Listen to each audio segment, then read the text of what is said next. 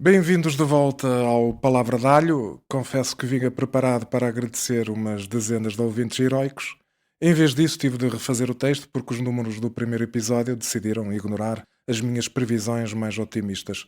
Obrigado por terem vindo, partilhado, recomendado e, sobretudo, por terem provado que este espaço de conversas faz sentido.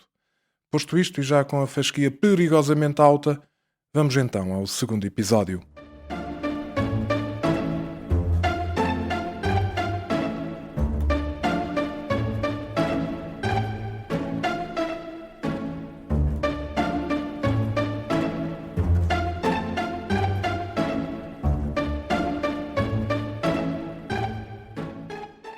Começo com uma declaração prévia de interesses. Eu sou benfiquista e isto de ser benfiquista, de sentir o Benfica, de acompanhar o Benfica é uma parte importante da minha vida.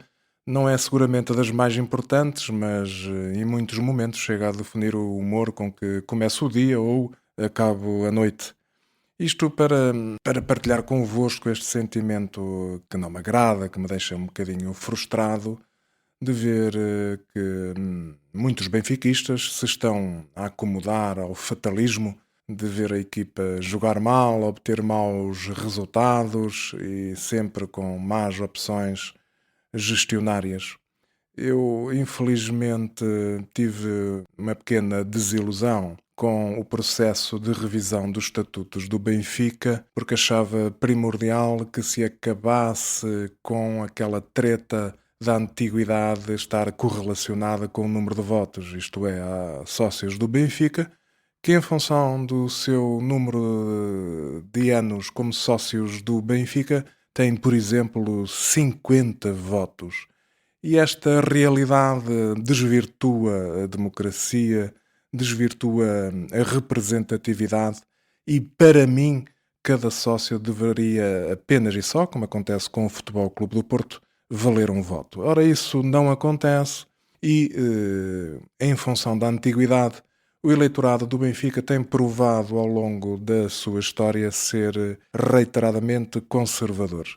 Ainda houve um tempo em que eu acreditei que Rui Costa, que personifica o passado, esse passado de negócio, em que o principal negócio do Benfica era o negócio, e acho que continua a ser, pensei, dizia eu, que ele deixaria o cargo e seria derrotado. Iríamos ali matar, entre aspas, dois coelhos de uma só cajadada, iríamos acabar com o mito do Filipe Vieira e também com o mito do Rui Costa. Não sucedeu assim. De facto, a maioria, mesmo com aqueles 50 votos, aqueles sócios todos, optou 65%, pouco mais, por manter Rui Costa como presidente do Benfica. E este tipo de eleitorado que preferiu a continuidade é aquele tipo de consumidor que acha que é muito complicado mudar de operador da TV Cabo. E quem acha muito complicado mudar o operador da TV Cabo achou muito complicado mudar o de presidente do Benfica. E, portanto, o Benfica aí está a cometer erros previsíveis, cair e a tropeçar sempre nas mesmas pedras. Não creio que o problema seja o treinador, por exemplo. Tivemos Roger Schmidt e depois alguém acreditou naquela história mal amanhada de que estava a ser pretendido para selecionador da seleção da Alemanha ou para treinador do Bayern de Munique.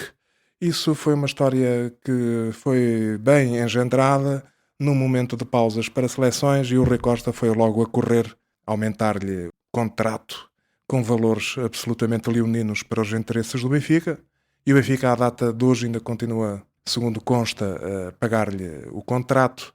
Depois seguiu-se o regresso mal pensado, mal ponderado, até na perspectiva dos interesses do próprio Bruno Lage, o regresso do Lage e, como se adivinhou na altura, a coisa não correu bem. Voltámos a iniciar esta época com um treinador fragilizado, os resultados voltaram, a par das exibições, a decair e aí veio o Mourinho. E agora estamos a viver uma situação similar. Não estou a fazer esta apreciação na base de um jogo qualquer, antes ou depois dessa partida. Eu prefiro olhar para a floresta e gostaria muito que o Benfica optasse por refundar-se, Mas para isso tem que haver uma ruptura e não vai ser com o Rui Costa. O Rui Costa devia preservar o seu parco legado como jogador do Benfica, porque como jogador à primeira oportunidade olhou pelos seus interesses financeiros e só veio mesmo na parte final da sua carreira em que com grande dificuldade se arrastou pelos campos. Em todo caso o clube deve ser grato, os sócios já o demonstraram, foram gratos com ele, voltaram a elegê-lo como presidente do Benfica, mas decididamente o homem não tem jeito para a coisa e está na altura de mudarmos de operador da TV Cabo. Bem, agora vou deter-me sobre uma matéria que tem a ver com o concelho onde resido, onde trabalho e onde exerço o meu direito de voto, a Albergaria Velha. E o assunto que quero abordar é a questão das vias municipais. O estado a que chegaram as estradas no concelho de Albergaria Velha, na direta dependência do município. E o estado é verdadeiramente calamitoso, uma vergonha miserável. Foram 12 anos de incúria, de descaso, de desleixo. Isso fica colado à pele do anterior presidente de Câmara, António Loureiro. Porventura, a determinada altura, alguém dentro da máquina que o assessorava terá colocado a questão nestes termos, muito dicotómicos: ou investimos nas estradas ou investimos em festa para o povo.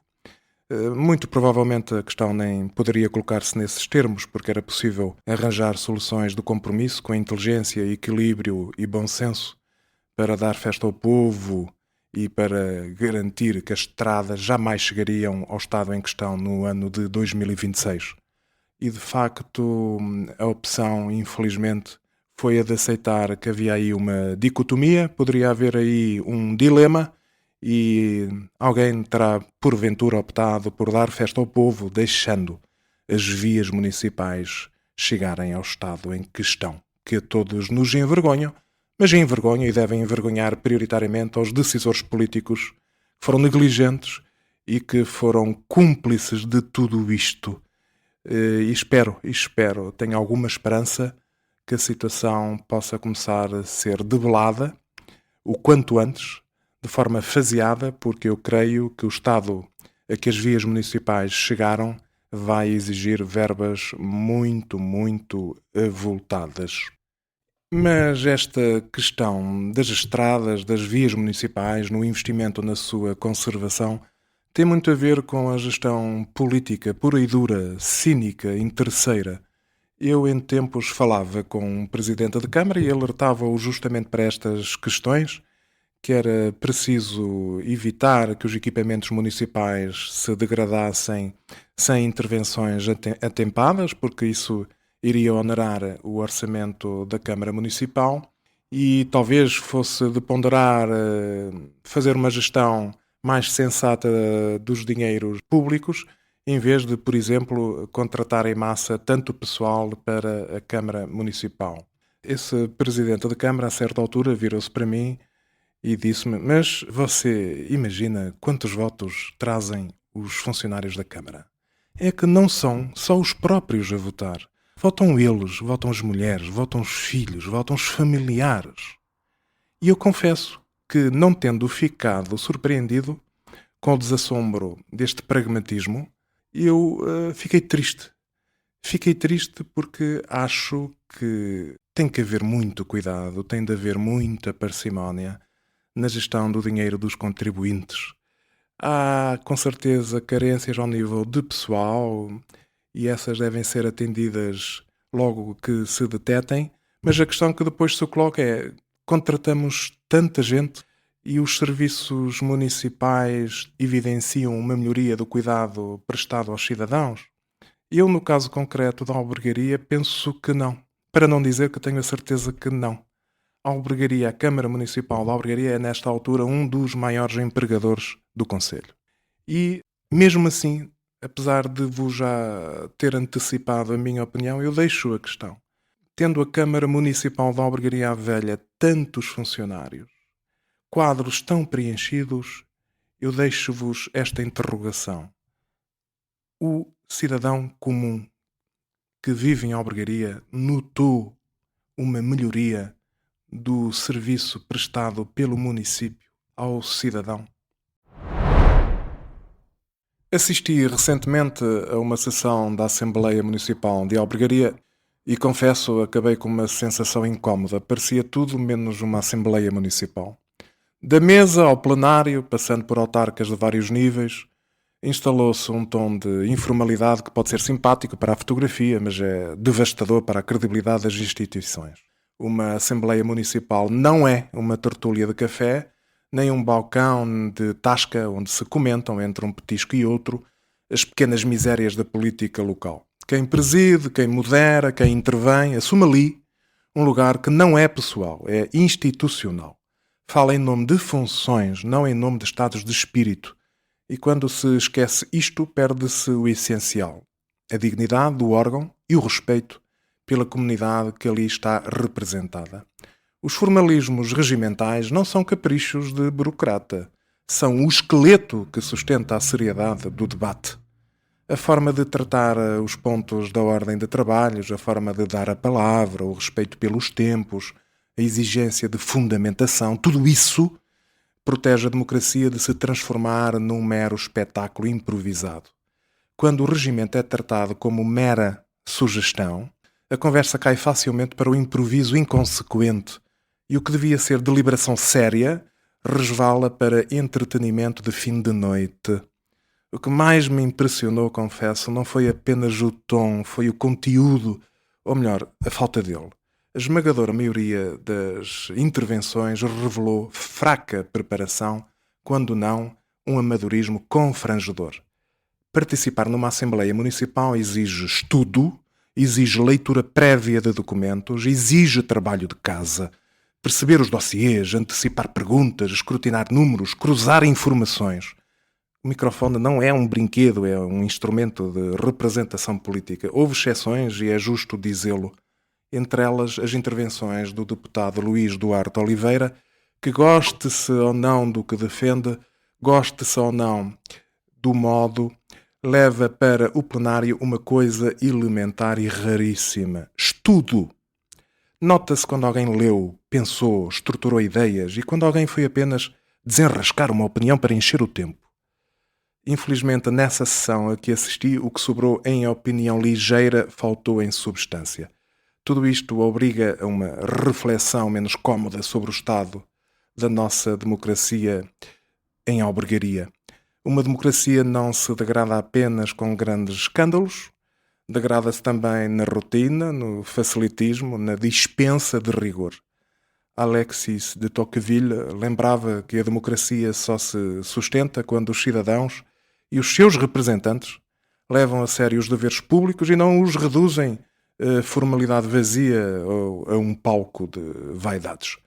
Quando quem exerce o poder ou a oposição se habituar à preguiça intelectual, a democracia deixa de ser regime de cidadãos e passa a ser teatro de figurantes. O exercício do poder exige, por isso, seriedade, mas o exercício da oposição não exige menos. Não basta aparecer para marcar presença e deixar meia dúzia de frases feitas para a ata. É preciso propor, escrutinar, insistir, contrariar, quando for caso disso, com argumentos, com dados e alternativas. Uma oposição que não estuda limita-se a ser eco. Repete indignações, mas não altera realidades. A pergunta que fica é simples e incómoda. Se os próprios protagonistas tratam a Assembleia Municipal como um prolongamento da conversa de café, por que razão haveremos nós, cidadãos, de a levar a sério? A credibilidade da política faz-se também no detalhe, na forma como se fala, no respeito pelos procedimentos, na preparação que se traz para cada reunião.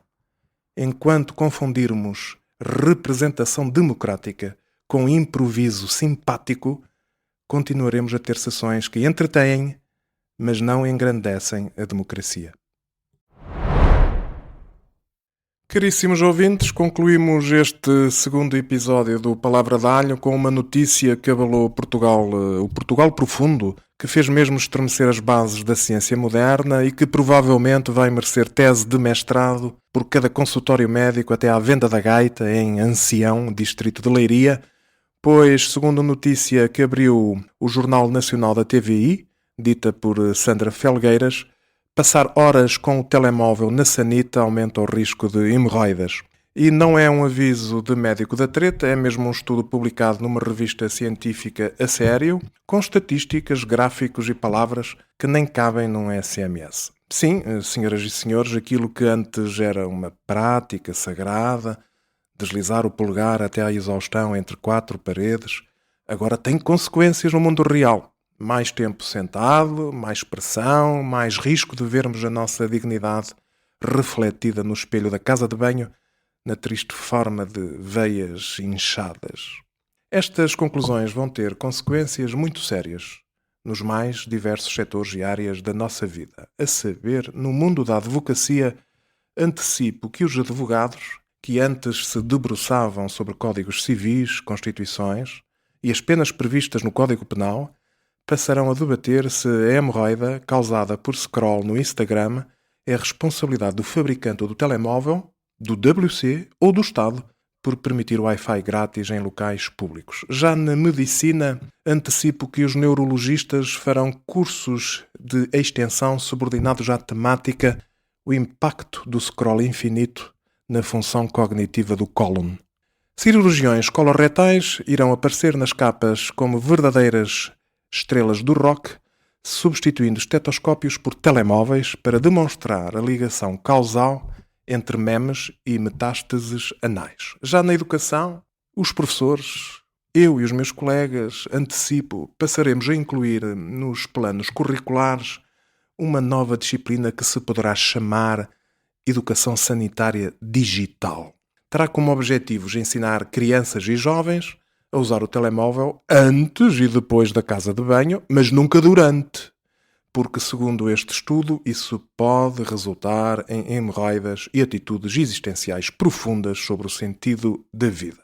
Já no mundo corporativo e empresarial, prevejo que gestores organizacionais convocarão workshops sobre eficiência na sanita, como otimizar o tempo no WC para reduzir hemorroidas e aumentar o indicador principal de produtividade diária.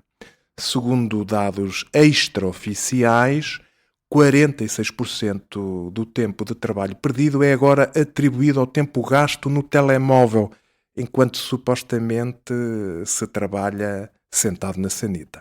Já na literatura e nas artes, estou mesmo a ver que autores premiados publicarão romances completos com personagens que só existem sentadas no trono, dialogando com influencers e filosofando sobre a vida. O nome dessa corrente literária poderá ser realismo proctológico pós-moderno. No mundo da política, antecipo que deputados e ministros reunir-se-ão em comissões de inquérito para apurar se o aumento de hemorroidas na população é culpa das redes sociais, dos fabricantes de sanitas ergonómicas ou da oposição que irresponsavelmente não legislou quando esteve no poder sobre o tempo máximo de scroll em instalações sanitárias públicas.